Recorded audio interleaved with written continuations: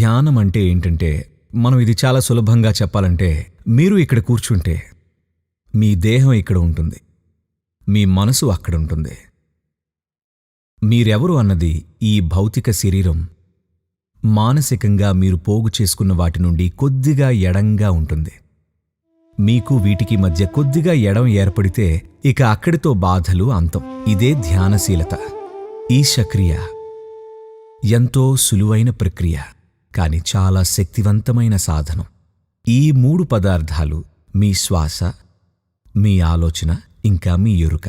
వాటిని సరైన పరిణామాల్లో మీరు ఉపయోగిస్తే శరీరాన్ని, మనసుని ఉపయోగించగల మీ సామర్థ్యం ఎంతగానో మెరుగుపడుతుంది. ఇతరులకు మీరు మానవాతీతులుగా కనిపిస్తారు.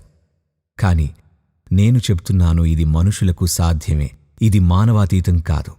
మనిషిగా ఉండడం అద్భుతమని తెలుసుకోవడం గురించినదే ఇది.